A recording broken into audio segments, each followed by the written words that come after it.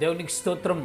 ప్రియమైన వారలారా, రక్షకుడును ప్రభు అయిన యేసుక్రీస్తు వారి నామంలో మీకు శుభములు వందనాలు తెలియజేస్తూ ఉన్నాం. దేవుడు మిమ్మలను, మీ బిడ్డలను, మీ కుటుంబములను దీవించి ఆశీర్వదించునుగాక. ఆమేన్. God bless you.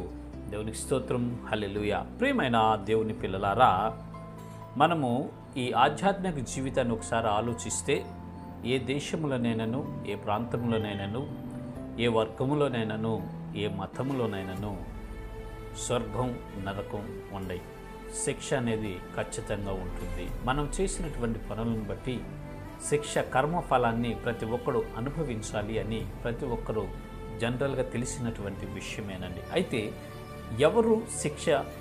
ఎవరికి శిక్ష విధించబడుతుంది, ఎవరు శిక్ష నుంచి తప్పించుకుంటారు అని మనం ఒకసారి ఆలోచించినట్లయితే సామెతల గ్రంథంలో దేవుడు ఏ రీతిగా రాయిస్తూ ఉన్నాడు. సామెతల గ్రంథము 11వ అధ్యాయము 21వ వచనంలో ఈ రీతిగా రాయబడి ఉంటూ ఉన్నది. నిశ్చయముగా భక్తిహీనునికి శిక్ష తప్పదు, నీతిమంతుల సంతానము విడిపింపబడును. దేవునికి స్తోత్రం. హల్లెలూయా. ప్రియమైన దేవుని పిల్లలారా, దయచేసి గమనించండి. భక్తిహీనుడికి శిక్ష విధించబడుతుందంట. భక్తిహీనుడికి శిక్ష విధించబడుతుంది, నీతిమంతుల యొక్క సంతానము విడిపించబడుతుంది. ఆ శిక్ష నుంచి తప్పించబడుతుంది, ఆ శిక్ష నుంచి విడుదల కలుగుతుంది అని పరిశుద్ధ లేఖనాలు సెలవిస్తున్నాయి. ప్రియమైనటువంటి దేవుని పిల్లలారా, నీతిమంతుల సంతానము అంటే పరిశుద్ధ గ్రంథం సెలవిస్తుంది, నీతిమంతుడు లేడు, ఒక్కడను లేడు. అందరూ పాపము చేసి దేవుడు అనుగ్రహించు మహిమను పొందలేకపోతున్నారని రాయబడింది.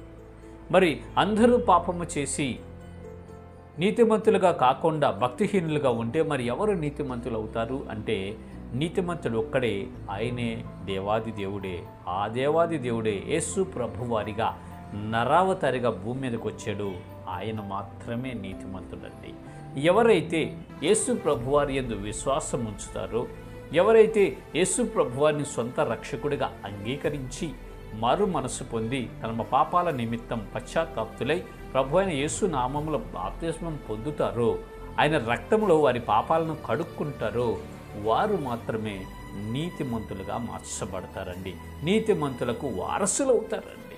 అలాంటి వారే శిక్ష నుంచి తప్పించబడతారు, వారికి విమోచన, విడుదల కలుగుతుంది అని పరిశుద్ధ లేఖనాలు సెలవిస్తున్నాయి. ప్రియమైన దేవుని పిల్లలారా, మనము శిక్ష నుంచి తప్పించుకొని ఉన్నాం. అది దేవుని యొక్క కృపే. ఆయన తన రక్తము ద్వారా, ఆయన కృప ద్వారా మనలను ఉచితముగా నీతిమంతులను చేశాడు. మనలను ఉచితముగా నీతిమంతులను చేసి రాబో ఉగ్రతను, ఆ శిక్ష నుంచి మనల్ని విడిపించినట్లు మనము గ్రహించగలుగుతున్నాం. దేవునికి స్తోత్రం. హల్లెలూయా.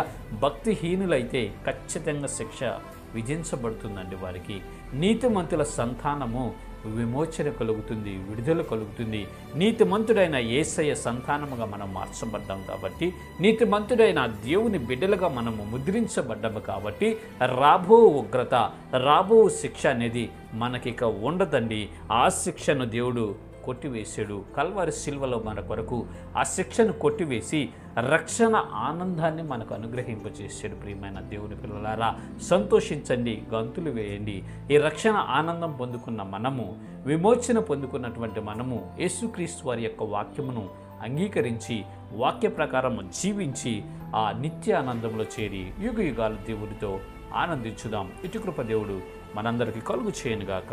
ఆమేన్. God bless you. దేవుని స్తోత్రం. హల్లెలూయా. Praise the lord.